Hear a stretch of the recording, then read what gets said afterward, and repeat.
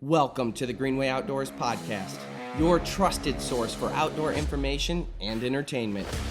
The Greenway Outdoors is also an internationally syndicated TV show and conservation advocate aimed at bringing millennials and Generation Z into the outdoors. Welcome to the Greenway Outdoors. The Greenway Outdoors Podcast is brought to you by Ram Trucks, built to serve. Motor Trend's Truck of the Year for the third year in a row. Bass Pro Shop and Cabela's. Your adventure starts here. And by Tracker Boats. Fish the best. Welcome to the Greenway Outdoors Podcast. I'm Kyle Green. We've got AJ and Ryan here with us, and we're going to be talking to Scott from Carlsons Choke Tubes, breaking down everything there has to do with choke tubes. So let's get started. First thing I want to do, Scott, is thank you for joining us on the Greenway Outdoors Podcast. For those of you who don't know who Scott is, he owns Carlsons Choke Tubes. If you've gone to just about any sporting goods store and looked at the choke tube selection, or at least were curious about them, you've probably seen the name Carlsons. And that's because, honestly, they're probably one of the most widely distributed choke tubes in the world.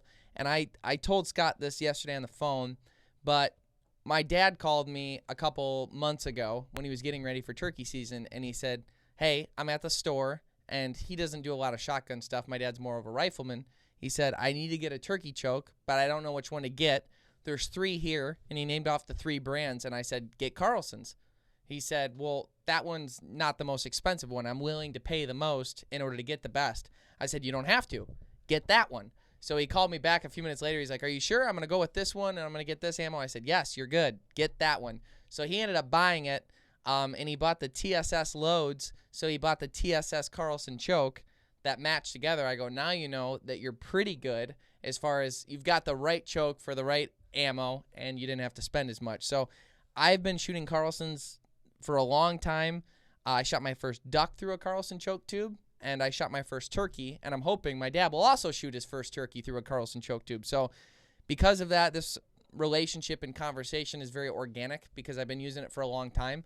But choke tubes are one of those products where I almost have a lot of questions. As much as I know is as much as I don't know. Because when someone gets a new gun, they've got choke tubes in there, and they say, why do I need better ones? Why do I need more? What are the benefits? So I wanted to have you come on because a lot of people are getting ready to pattern their duck loads. Opening day in the North Zone in Michigan here is Saturday, and then the following week in the South Zone, or I guess Middle Zone and then South Zone. So I wanted to have you on and kind of break down choke tubes. So Scott, can you tell me a little bit about the company of Carlsons, how it got started, and why you got into it, I guess? Yeah, well, I kind of grew up in a background of hunting. My dad had a gun shop, so I was in the gun shop all the time. And when I got into, 7th, 8th grade, I started working on guns and messing with them. Then I went to gunsmithing school. Anyway, that's where my interest comes from. And then I'm big upland hunter. I like waterfowl. So anyway, back when I started shooting in the 80s, early 80s, most of the chokes were all flush mount chokes. People didn't have a lot of extended tubes, and some chokes patterned all right, and some chokes didn't pattern as well. Most guys didn't even pattern shotguns. Still, most people don't pattern shotguns, but you should. But anyway, so I started patterning guns and messing with chokes, and that's kind of how I got into this. The other thing back when we started doing this was everybody in gun shops, when you went into a gun shop, you said, do you have any choke tubes? They'd pull out a box, and they were all pill bottles. So there was no way to display chokes back then. So we kind of came up with a clever way of packaging the product so it looked good so that retailers could put it on their shelves, and got started with a lot of these retailers early. And, they're still customers of ours. So I can't say that we lose any customers, which is a really good thing to see. People that use our product, buy our product, and sell our product continue to sell it. So that's really helped us grow. With all the advent of this new ammunition out there, we're always shooting chokes and figuring out, what chokes like with bismuth now. We got a new choke out for bismuth. You mentioned TSS earlier. So we try to match chokes so that when you buy one of our chokes and shoot it with those types of ammunitions, good things happen on the patterning board or in the field. Right. It's interesting that you say that too, because, and we'll get into the breakdown of chokes, how to pattern guns, and that information as well. But what I've noticed is all the ammunition. Like, I would almost think, like, taking a step back and looking at your company, I'd be like, well, once you pretty much got it set, you're probably good. But as you're talking about, you guys are being innovative with these new types of ammunitions, because you look at, for instance, Blindside from Winchester.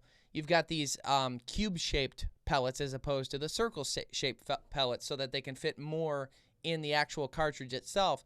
And then you're looking at the not that is the Blindside. I'm sorry, the Winchester Blindside. Then you look at the one from Black Cloud, and you open those up, and they got little flying saucer UFO looking ones in their pellets. You know, they look a little bit different. And then you've got other ones that are just perfectly uniform. And then you open up a Winchester Expert, and it looks like gravel. I mean, it's there's very, very different levels of ammunition and qualities and types. And not only that, the wadding that's in the shotgun shells opens up a whole nother level, because now a lot of them, you got to be careful. Like, for instance, going duck hunting, I remember a guy we went with one time. He didn't know anything about choke tubes. He got a really tight choke, and he was also using Black Cloud. So by the time he was shooting, he wasn't hitting anything. He hit one duck, and that duck fell to the water like this, because he had just knocked everything out of it. And that was because the pattern that he was throwing was so ridiculously tight that it wasn't reasonable. So I just find it interesting that all the new ammunitions that are out there, and how that has almost created a whole new market for you, and a comfort zone for people that, like, don't know anything about choke tubes. They're like, well, this is the ammo I'm shooting, and that's the choke tube for it, so I feel a little bit safer than guessing. You know what I mean? At least the labels match. So from a marketing standpoint, I can understand where you went with, why you went with that.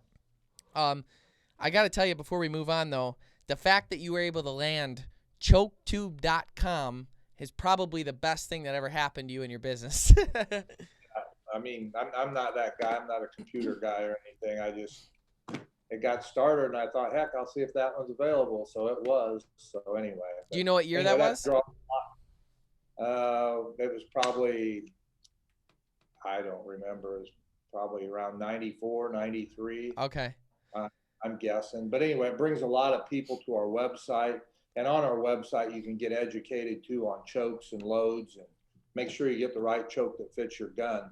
One thing I wanted to mention, you mentioned earlier about choke tubes that come with guns. And one thing you might find interesting in your listeners is none of the shotgun manufacturers make their own choke tubes.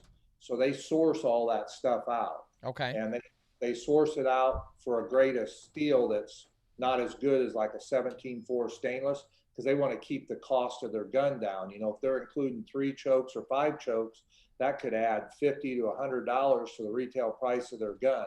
So the lower they can keep that, and that's why when you look at your chokes with your gun, most all of them will say when you get to a modified choke, you can't use a choke tighter than that with steel. Yes. That's because of the grade of steel that it's made out of. So I tell people any aftermarket choke you can buy is better than a factory choke. Not only ours, but there's other aftermarket choke manufacturers out there that make choke tubes. So right. Pattern them, which we'll get into later. I mean, that's really important. That's where you see the difference too. Okay, so, and I think we should take a step back just for the viewer to talk about choke tubes. Essentially, if you're getting your very first shotgun, and at the end of the shotgun will be a choke tube, but it's either inside or exposed, because it could be extended, and it'll come with a tool, and basically you can screw that out and screw a different one in, and it's just a device that deals with how the spread takes place when you fire your shot through it. So when you shoot a shotgun, you're shooting a spray of bullets. So think of the choke tube and the barrel, but mostly the choke tube, as like the nozzle at the end of a hose, where you can slowly tighten it, and that makes it go farther and more dense, or you can slowly open it, and that opens up the spread to make it more of a mist. And that is the purpose of a shotgun, or is the purpose of a choke tube. So when people buy these different loads, if you're going pheasant hunting, for instance, and you don't have a dog, you're probably going to be shooting at birds a little bit farther away. So you might use a tighter choke. If you're going to be duck hunting and you're shooting ducks that are flying by, you're pass shooting, you're going to need a tighter choke because you're going to want more distance and more of a hyper-focused area. Whereas if you're shooting, grouse over a dog and thick trees, well, you can probably guess that you're not going to be taking a shot that's going to be more than 10 yards away from you, or maybe 15. So you're going to want the most open pattern you can possibly have to shoot a nice even spread outward, so you're more likely to make contact with that bird and be lethal. So that's what a choke tube does. Is that a pretty good description, or you got a better wording for it than I did? No, I haven't used a hose Yeah. before, but just like the nozzle on the end, yeah, that's exactly right. So, I mean, we either open them up or we tighten them up. So, one of the things, diving into this, you're talking about the materials. So you can understand that just like when someone's building a truck or they're building a big item, their goal is to cut costs typically at any turn that they can. So the choke tubes being like borderline an afterthought for them, where they're all outsourcing them, they're using low-grade steel. And like you said, when you open your new shotgun, I can almost guarantee you, regardless of the brand, you're going to look at your full choke that comes with it, because most of them have the IC, the M, and the full. You're going to look at it, and you're going to say, okay, that right there, it says right on it, no steel shot. And so you're saying that's because of the quality of the choke tube. It just can't handle that at that much of a compressed. Yeah, it's the grade of the steel that they're using, where the chokes that we manufacture, you can shoot steel shot through a full choke. So Okay. whether it's flush mount or extended, you can shoot steel through our tubes. So Okay. Something so then to break that down, you can understand that it's the grade of the steel. You guys are using finer steels, finer metals, that it can handle that steel shot. Now, the other ones with tighter constrictions, yes, sir. Yep. Now, the difference, just so when you say, well, why does steel matter? So lead, like gold, is soft and malleable. So when it comes out, when it's being fired at high speeds out your barrel and out your gun, it can take a hit. It can mend. It's malleable. It's softer. But steel isn't going to bend. So it's a lot, and it moves faster out of the barrel to start. Is that correct? Yeah, I don't know that it moves any faster out the barrel, but it is hard. So that when it hits, lead does give, steel doesn't give. So that's the difference, and that's why you need to shoot tighter constricted tubes. That's why you need a good grade of stainless steel to stand up to steel shot. So that's why we use it. That makes me want. Is there like a life expectancy to a choke tube?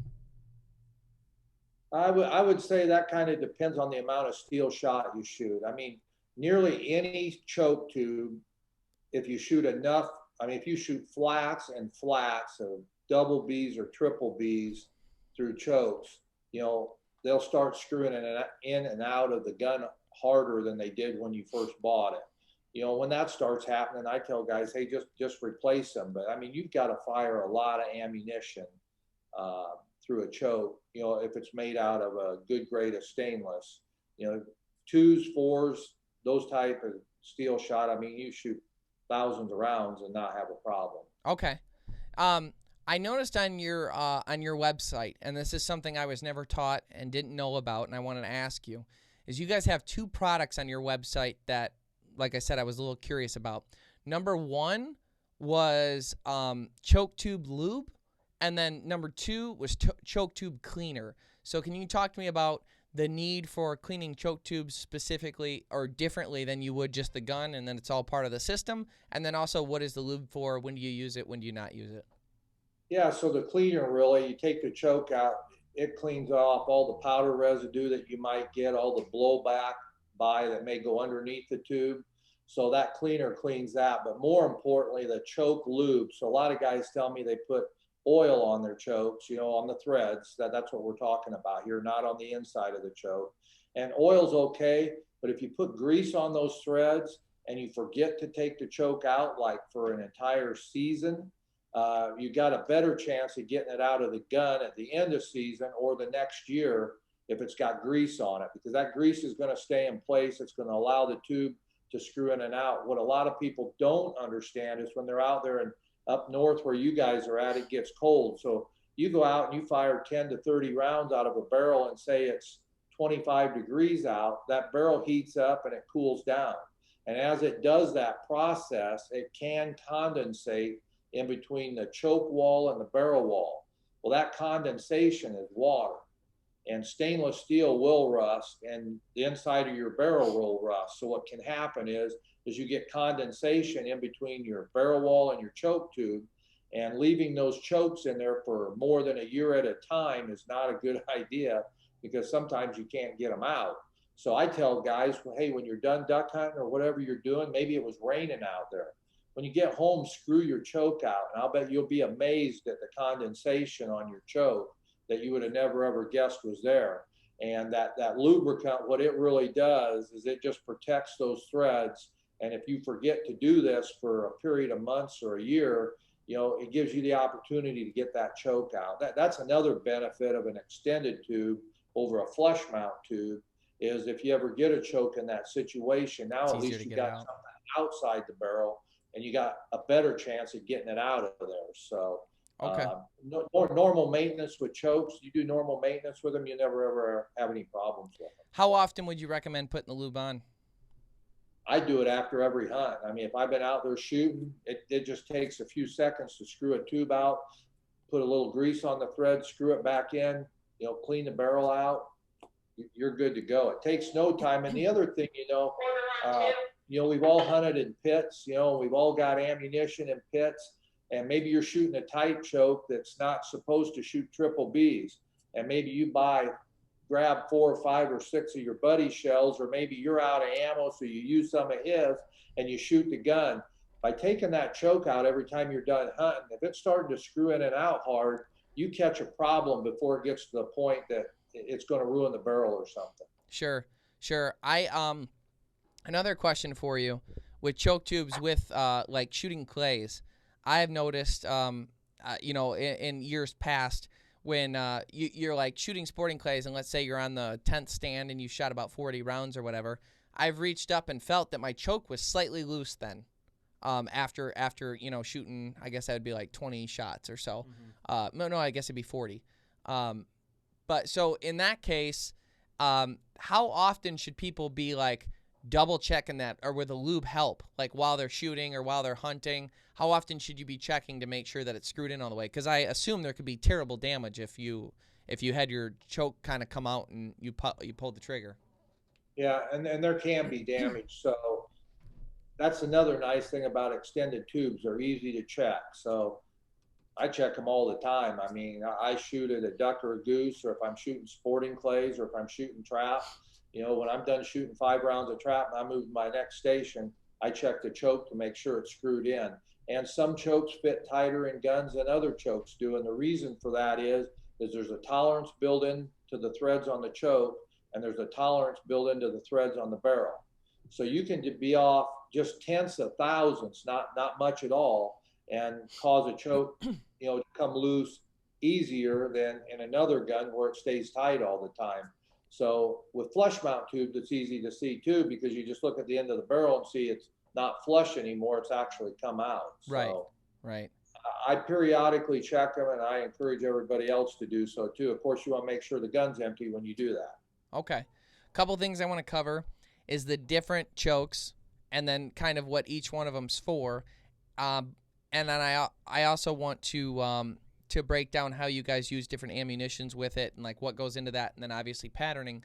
But before that, one question, because I want to make sure I'm asking these as I think of them, because I don't want to forget one. When you see porting on choke tubes, can you talk to me about what that does? And it just seems like it's like when you look at it, you're like, well, wouldn't the pellets hit? But obviously it doesn't. But can you talk to me a little bit about the porting on choke tubes? Normally, like if you were comparing apples to apples, let's say we were using one of your duck choke tubes, we would look at it and see that it is, the ported one costs more than the non-ported. So what are the benefits of porting, and why do you guys do it? Okay, generally why a ported tube would cost more than a non-ported tube is because there's another machine operation that has to be done with a ported tube, so you've got more machine time. What porting does is it reduces muzzle jump and recoil. Okay. So people ask, well, how much? And I said, well, that depends on the type of loads you're shooting. So a 2 3/4 inch gun, that's probably going to be a 5% recoil reduction, and maybe a 3-inch shell will get you 8 or 10%, 3.5 probably closer to 10. But they port shotgun barrels too, and I'm not going to fool anybody or lie to anybody and say that a ported choke is as good as a ported barrel. If you want more recoil reduction or muzzle jump, a ported barrel is better than a ported choke. But that's the advantage of ported chokes. The disadvantage of ported chokes is they make more noise. But generally, when guys are shooting shotguns, you've got earmuffs on, or you should have, and the noise isn't like a rifle with a muzzle brake. Because you're dealing with a shotgun that's going 12 to 1,500 feet per second, and so it's not nearly as a rifle that's going 2,500 feet per second to 4,000 feet per second. So, and because of that, a rifle you can get more recoil reduction because there's more muzzle velocity, there's more gases coming out of the ports, so they counteract the recoil of the gun. So porting on chokes does help with muzzle jump and recoil reduction, but I would say no more than 10%. Okay. And just if anyone doesn't know what porting is, if you're trying to rack your brain on what that might mean, basically it's a choke tube that has holes drilled into it. And that's what he's talking about, those gases escaping through those holes. So yeah, and another thing while we're on that, porting does not make the gun pattern any better. So okay. that's an important thing. There's a big misconception with hunters out there that for some reason porting makes the gun pattern differently. It absolutely does not, or not on our chokes anyway. Does it do any worse? No. Okay. There's no effect on a pattern with our choke tubes from a non-ported to a ported choke. It's all got to do with recoil. Where does that misconception come from? What's the idea behind it being ported and somehow making the pattern better? Full court. There's companies out there that put what they call wad stoppers inside their choke. And so they're saying they're stopping the wad so that the shot leaves more uniform. And so I think that's maybe where it plays into it. But okay. Wad stoppers, you really don't need wad stoppers in a choke tube. And if wad stoppers worked really good and patterns were a lot better, we'd be making choke tubes with wad stoppers in them. So okay. I'll just leave it at that. Yeah, and those flight stopper ones, that's federal, correct? Yeah, with their flight control wad. Yeah. So they came out and said with their flight control wad, you don't want to shoot a ported choke. Well, that goes back to wad stopping type chokes, which we don't make. And so with our ported chokes, you can shoot any federal ammunition, whether it's a flight stopper wad or whatever it is. You can shoot any of them through our choke tubes. Okay. So real quick, we'll hit on the shotgun shells too, because that'll help everyone as we're kind of talking about it. And the shotgun shell, and you can go to thegreenwayoutdoors.com and check out our how-to video where we teach you the ammunition basics. We have a video there that breaks down ammunition basics, what they're made out of, how they work. But a shotgun shell essentially is a primer, which is, think of it like a little fire starter. And when it's a button, and when that button is poked, it starts a little fire, which lights gunpowder, which shoots that gunpowder and oxygen explode up, and then they shove out a bunch of pellets out the end of the gun. And that's literally all a shotgun shell is. A gun is a big thing with a button poker, and we're just talking about the nozzle at the end. So that's the dumb way of saying it, but that's a good description, I feel like. So the shotgun shells, now when those pellets go screaming out the end of the gun, there's something called wadding. And that wadding is kind of what holds all of the pellets together in one area. So the gunpowder explosion is hitting the back of the wadding and shoving it out. When it goes out, it kind of does that. So it just kind of like opens up like that. And it's just a piece of plastic, and it just opens up and goes.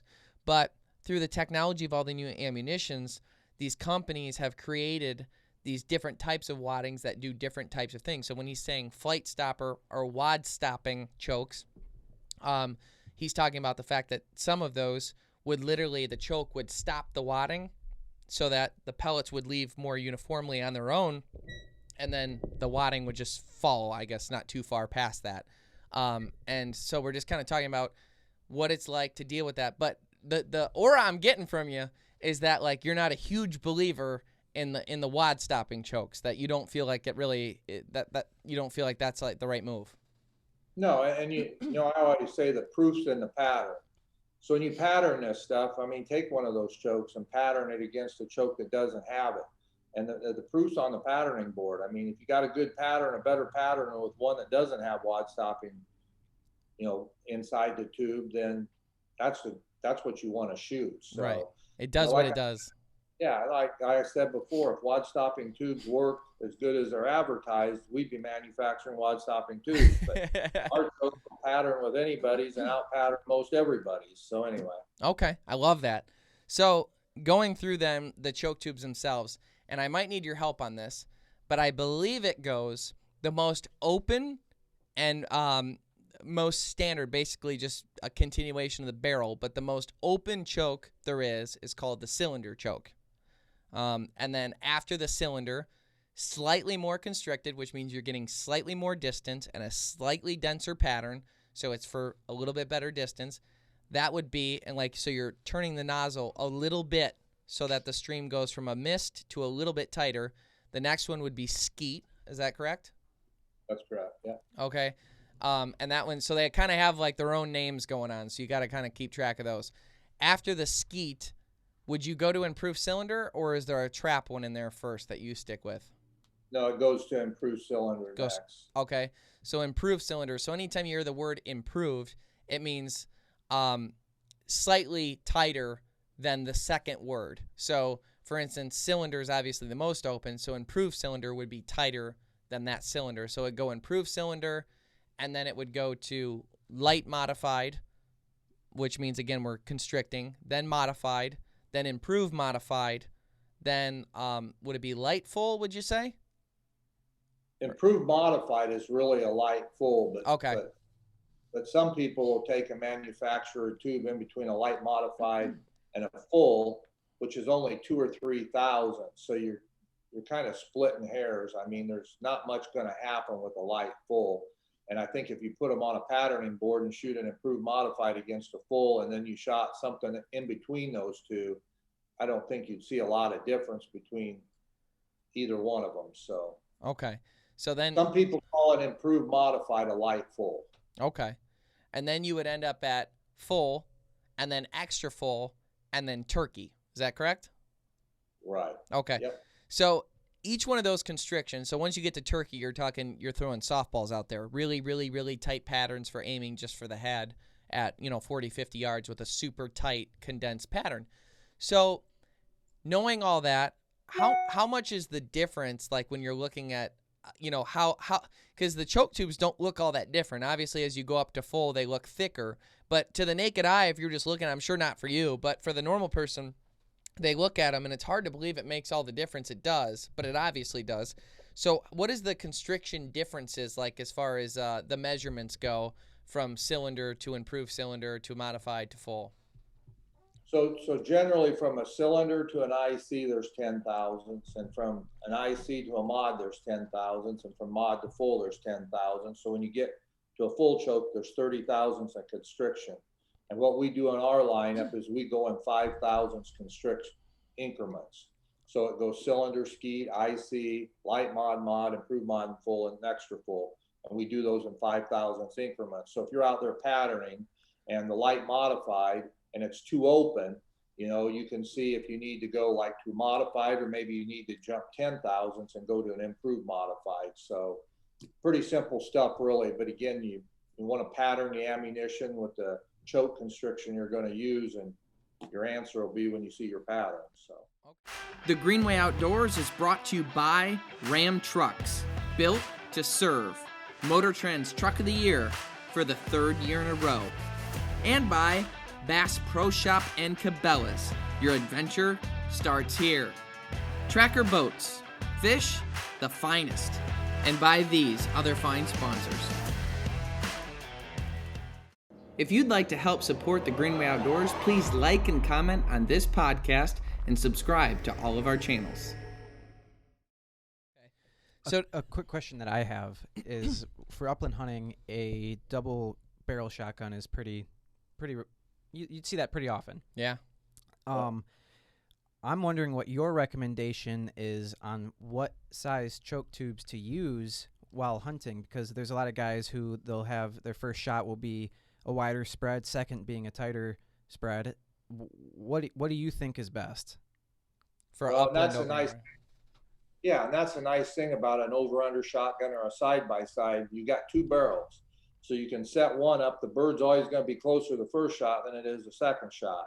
So you set the first barrel up with a more open choke. So, for instance, if you're hunting in a preserve where maybe your shots are over pointing dogs and nothing's over maybe 35 yards, maybe you should set the gun up with a skeet and an IC or a light modified. If you're hunting late season wild pheasants, you might have your gun set up with a modified full.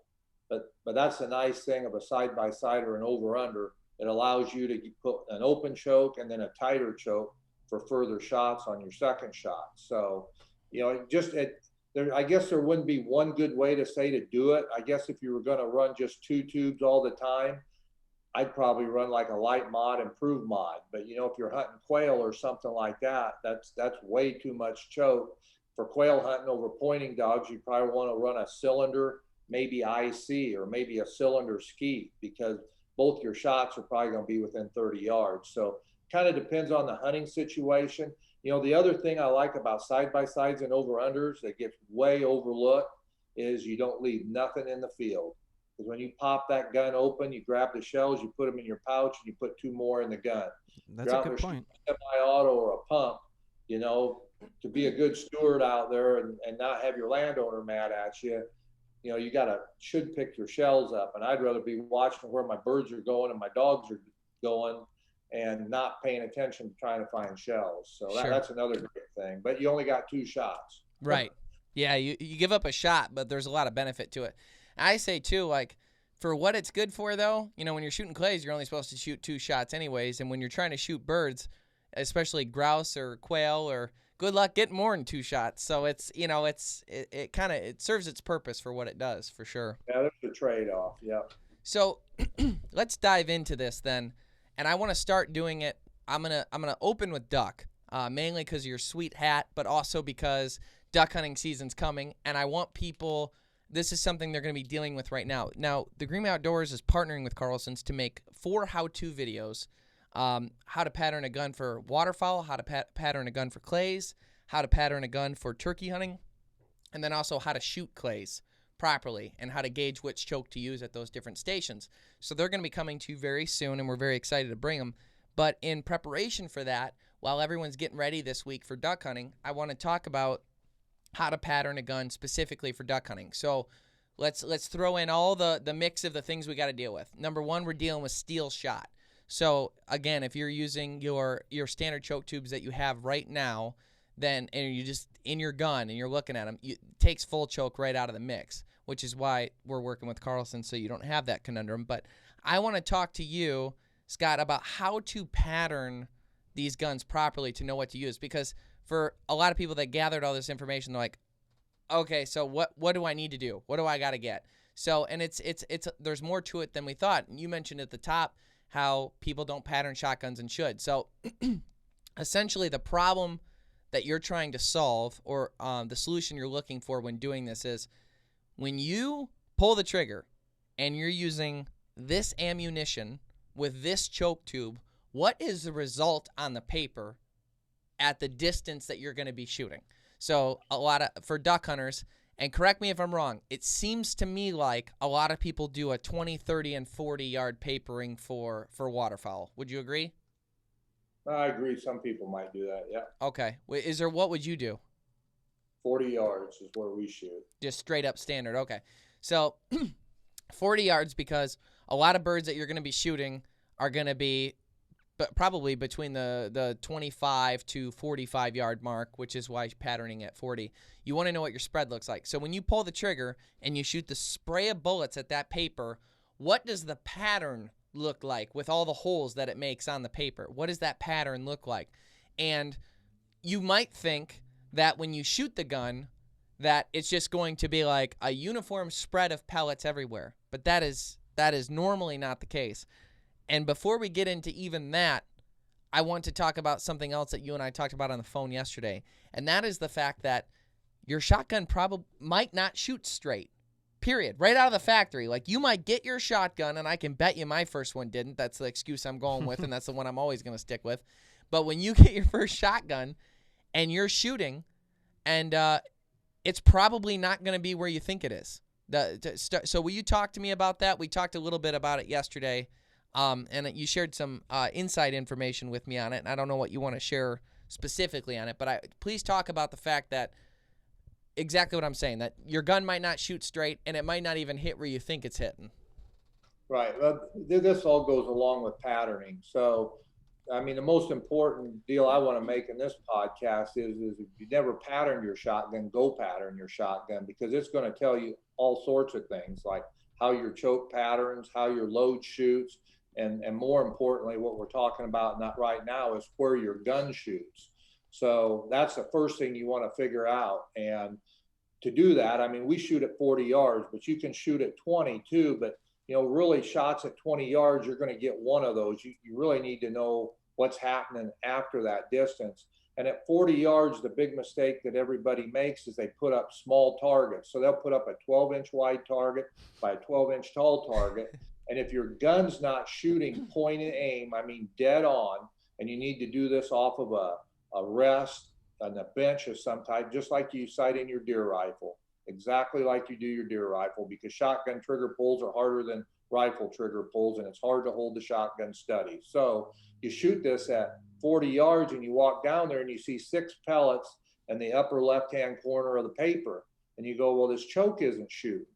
Well, my question would be, where are the rest of the pellets? Right. If you have a 30-inch piece of paper there and shoot it again, now you can see, oh, I got 6 pellets here in the upper left corner, but the rest of them are off the paper. This gun's shooting high left, you know, it's shooting high 6 inches and 8 inches left. So that's why you need to use a big piece of paper to catch all the pellets, to show you where your point of aim is and show you where your shotgun shoots. There's a lot of shotguns out there that shoot 6 inches high at 40 yards.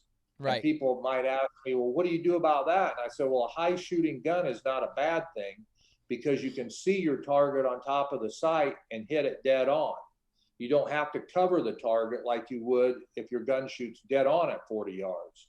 So I like a high shooting gun, and a gun that shoots dead on is all right too. But if you've got a gun that shoots left or right or low, and you don't know that, I mean, and you're one of them guys that's out there hunting with your buddies and you've never been able to hit stuff, it might not be your fault. It might be because your gun don't shoot, you know, where it ought to, and you don't know it. So right. That's really the important part of patterning your gun and learning, first of all, where your gun shoots. And I tell guys, when you do that, and if you're going to do it at 40 yards, use the tightest choke that you can use with the ammunition, because it's going to show you the tightest center mass, and it's going to give you a better idea of exactly where your shotgun shoots. Versus, say, if you shot a skeet choke at 40 yards, there's going to be pellets all over the paper, and you're not going to really be able to decipher real well where the center mass of that is. Whereas if you shoot it with a full choke, you can immediately walk to the target and go, oh, wow, this thing's shooting either dead on or it's shooting left or right. So that's the way I tell guys to do it. So when you're talking about the center mass, and for those of you, again, that are new to this, so imagine you shot a giant piece of paper, and all the holes are in it from where the shot went. And you're looking for the biggest condensed pattern that seems to be the center of that spread. And when we say spread, we mean all the holes in the paper. So where all the pellets went. So the condensed circle in the middlemost part of the entire pattern would be the center mass that you're looking for. And to be honest with you, that spot is where your gun's shooting. And that's why putting it on a rest is so important, because you want to do that. Now, I had a gun at one point, one of my first guns, that was exactly what I'm talking about. What he was talking about. It shot very, like, I had to aim, whereas like normally I would put the bead with, I shoot a Weatherby 18i right now. So when I shoot, I put that bead right on the clay, pull the trigger, and the clay breaks. Whereas the guns that I've used in the past, I'd have to put the bead substantially below the clay, pull the trigger, and then the clay would break. But if I aimed right at it like I get to now, then I wouldn't have hit it. So that's, that's neither here nor there. But that's kind of how the gun works. So you need to go there, set up at 40 yards with a giant piece of paper. And again, we're going to show you this in a how-to video with the tightest choke that you have for duck hunting, and try a couple different duck loads to see what your center of mass is and where it's hitting. But that'll tell you too, when you're aiming, you're like, okay, if I aim like this at the center of the paper, my main center of mass is going to be slightly high, and that's going to be where my center mass is. I know that now. So I'm going to aim a little bit low to aim at the center of the paper. I'm going to pull the trigger. Because it doesn't matter, going back to the hose analogy, it doesn't matter how tight you have that nozzle. If you're not aiming it at your mom, you're not going to spray her with the hose. You know what I mean? If you're not aiming it at her, you're not going to spray her. So it doesn't matter what the choke is doing or how tight the nozzle is if it's not aimed right, and your gun might not be aimed right out of the factory. So that's something to accept and know ahead of time. Yeah, and the other thing, a lot of people out there may think these factories shoot all these shotguns. They don't shoot them. I mean, they ship them. They shoot their prototypes and the guns that they've developed, but the guns that you get doesn't necessarily shoot the same as the next shotgun somebody else gets. So, on the piece of paper we're talking about, a guy probably needs it at 40 yards, maybe 30 inches by 30 inches. I tell guys to use freezer wrap paper and put it up there, or cardboard. So anyway, a 30 by 30 inch piece of paper is plenty. Okay, 30 by 30. Okay, so let's say you're a duck hunter.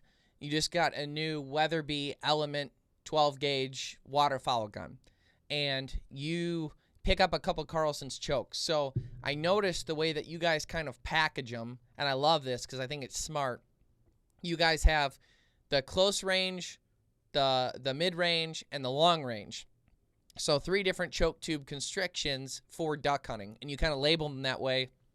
Anybody that doesn't even know what cylinder or improved cylinder or modified, that's kind of idiot proof. You can imagine close range. Yeah. Now for that, all good marketing is idiot proof, right? That's so for the close range, I imagine that's for decoying birds. Would you say that is like a 10 to 20 yard shot, or 10 to 25, or what is that for specifically? I would say that's out to about 35 yards. And what I tell guys is, if you get 3 shots off in 35 yards, generally it's a timber tube, then that's the choke you want to use.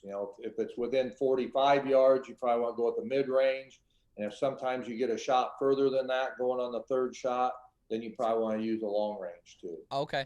Now, one of the things, and we'll get into more of the patterning too, but I'm just going through a scenario in my head. Like, I remember when I first started and I didn't know a lot about choke tubes. This is back in 07, and I'm like learning to hunt and stuff. I remember sitting out there and going like, I feel I had a modified in at the time, I remember, and I was hunting a small pond, and I remember thinking, all these shots are going to be within 30 yards. I should have used my improved cylinder. And I was kind of going back and forth in my head. I'm like, I wonder if I'll even be able to hit anything. I wonder how big my pattern is. Because I didn't know to pattern my gun. I didn't know to do the right things.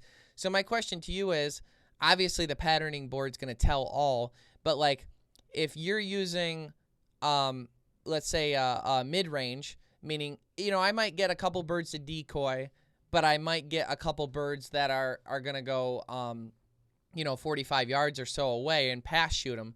Would you say that, like, if you got the close range one in, that thing is going to be useless after 35 yards? Or if you've got the mid range or long range in, you're going to be shooting a little silver bullet out there at something close range. Like, how big of it? How scared do you have to be, I guess, would be my question. Well, you've got to determine the ranges you're going to be shooting where you're at, and that's why I tell guys, don't just take one choke out hunting with you, because you may be out there hunting waterfowl, and we all know, if it's cloudy or overcast, they may be coming in closer, and if you're out there and the sun's out and it's 40, 50 degrees out, they're going to be longer shots. So that's the advantage of taking a couple chokes. Generally, a mid-range will get you, out to 40, 45 yards. It can reach farther than that, but you just don't have the pattern density that you really need for waterfowl past that. But a mid-range is a good all-around choke. The other thing that you can do versus shooting steel shot is shooting some of these other types of ammunition that you've talked about for more knockdown. like bismuth or tungsten. I know they're a lot more expensive, but they also give you more range with the same choke tube because they're heavier than lead, which makes a huge difference. But the huge difference is at a price too. So Yeah, you look at like heavy shot loads, for instance. I think it's 10 rounds for like $40 or something like that, or possibly even more. Um, what he's talking about when he says that is these shotgun shells. Steel is very, very light. It's not very dense in comparison to lead because lead is heavier. When you shoot lead, it has more knockdown power at longer distances. Just like if I threw a squishy ball at somebody versus a baseball, that baseball is going to hurt a lot farther than the squishy ball will. That's a bit of a ridiculous answer, but if you if you got hit with a bowling ball, once that thing had momentum going, it's really gonna hurt. So the heavier the shot, the more dense the shot, the more knockdown power it's gonna have at longer distances. So you're a new hunter. You just picked up your 12 gauge Element Weatherby, and this is a chicken and the egg story, right? Do you buy the ammunition first, or do you buy the choke first? Which one do you, or which one do you buy first? Because you've got to know which one to use first. Obviously, you're buying a Carlson's choke, but how do you decide on the ammunition to start to pattern something, or do you buy multiple ammunitions and set your heart on a choke? Which one goes first? well, and that's a great question. So with chokes, it's pretty easy. If you're just doing a waterfowl set, close range, mid range, or long range. A close range gets you out to 30 yards. If your shots are further than that, out to 45, you need the mid range. And if you want long range, then you can make shots further than that. So the choke selection is pretty easy because you know where you're going to be hunting and you got an idea of the yardage you might be shooting. So then what I tell guys is if you don't know anything about ammunition and you've never shot them or you want to try a different brand, I would say buy 2 or 3 different types. Okay. Because when you go out to do this patterning, it takes a little bit of time. The one thing about patterning is it takes a little bit of time, but once you do it, and once you figure out the load, where your gun shoots, and what choke works good with it, it stays the same all the time, so you don't have to do it again. So if you take 2, 3, 4 boxes of shells out there with you, I guarantee you're going to learn a lot, and you're going to learn which one of that ammunition, those 3 or 4 boxes that you got, one of them you're going to go, this is what I want to shoot. And you can compare a 1/4 ounce load to a 3/8 or ounce and 3/8 load to an ounce and a half load. And the proof is on the patterning board. So, you're going to learn where your gun shoots, you're going to learn how that choke shoots, and you're going to figure out which one of those ammunitions works best at that distance. And then you're good from there on in. I mean, you're ready to go. Now, so that's what you recommend. Now, on your website, so people can go there. Again, it's ChokeTubecom. They can go there, and at the very top of the homepage, you can actually just click right there, and it says, find out what works with your gun. And then, it's got A, B, C, D, E, F, G. You click, so a Weatherby, you would click W, and then Weatherby 18i is what I clicked, and then it shows you which choke you can get, and then you guys have something where you can be like, click here and show me all the chokes I can get for this gun. And then it lists them all out for you, and then you're good to go. You can just add it to your cart, and you're safe that you're getting the right choke tube. So different manufacturers, sometimes the same manufacturer. For instance, the Weatherby Element has a different thread pattern than that of the 18i. So you have to know what thread pattern you need. So by going to ChokeTube.com, they make it, again, idiot-proof, where you can click on the name of the brand, the name of the gun, and it'll tell you which one and show me the choke tubes I want. Now, going through there, we had talked about this a little bit earlier. You've got the Black Cloud series, for instance, for choke tubes. So talk to me about the specialty loads and, like, what goes into, like, so Black Cloud, I know, has some very odd-shaped pellets. I've opened them up before. It looks like one looks like a flying saucer with like a razor blade around it, which is kind of cool, and then other normal pellets in different sizes in there. So talk to me about what goes into trying to figure out what works well with those types of pellets, and like why the Black Cloud choke kind of helps you so much, and how much patterning do you still have to do? So someone goes, well, I bought the Black Cloud ammo and I brought the Black Cloud choke tube. How much do I really have to do? Can you talk to me about that? Yeah, and that's a good question. So that's exactly why we do it. If you buy a Black Cloud choke, you buy Black Cloud ammunition, you're going to get good patterns. So the reason for patterning at that point is to figure out where your shotgun shoots. Okay.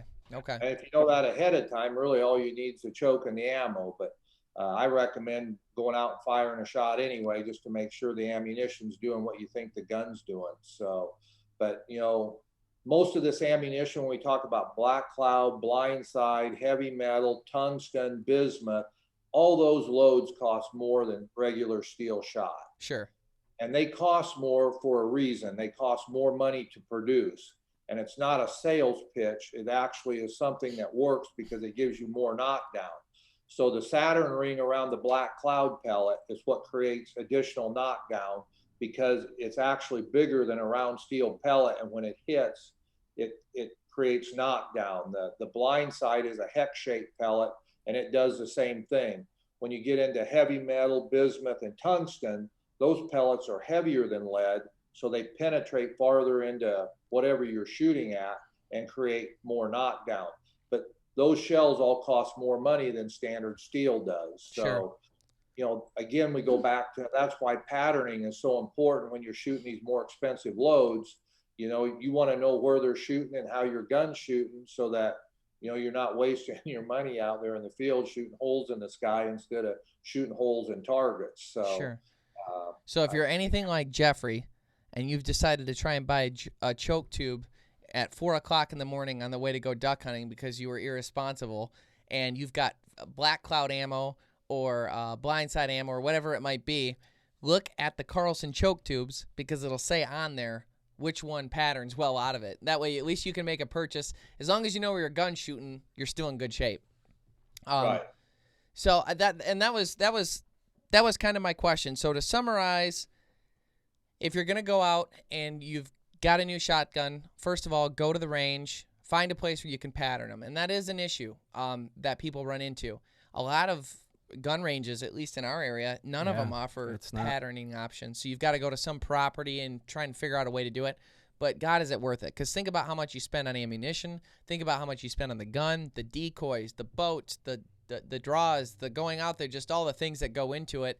Spend the money, do it. It's worth it. But and if you're not patterning your gun, you're liable to have tendencies that aren't right when you're shooting. So you're practicing in a way that you're not fully understanding the capabilities of the gun, so you don't know how you're shooting. You're like, oh, because when I do this stupid thing, I actually hit targets. I'll continue to do that stupid thing and develop that habit that I don't want.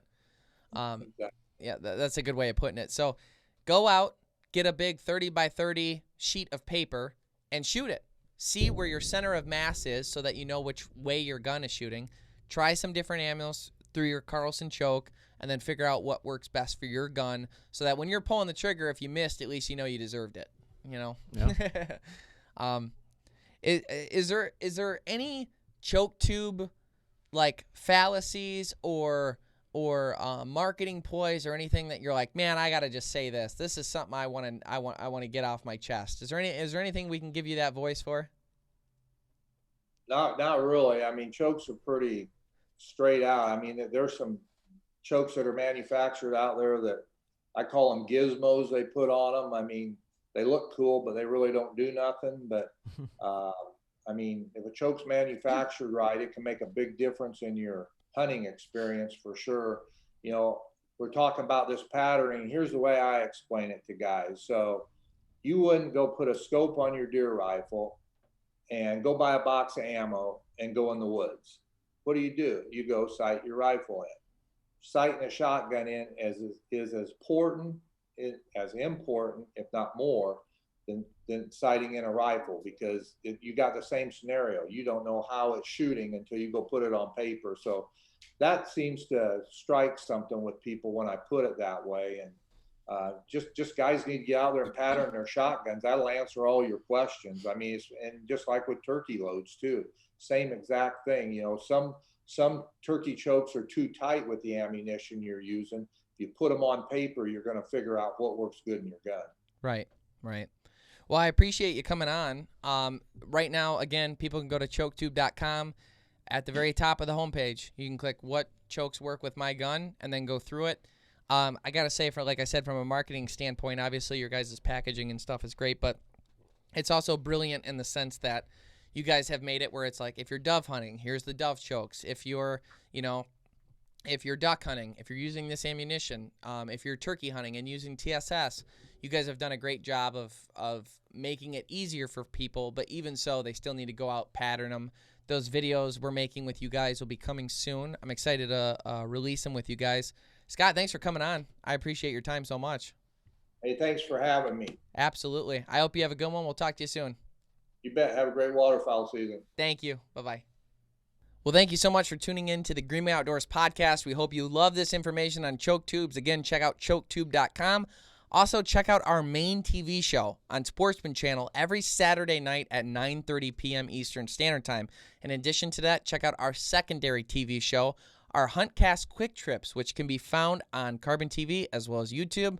Check out our YouTube channel for how-to videos like the ones we discussed today, and you can also find those on thegreenwayoutdoors.com. If you've watched our main TV show and you're looking for one of those recipes, click on the recipes link at thegreenwayoutdoors.com. On top of that, we've got merchandise. This is one of our new hats. Check that out at thegreenwayoutdoors.com or thegreenwayoutdoors.store, where you can find all that information.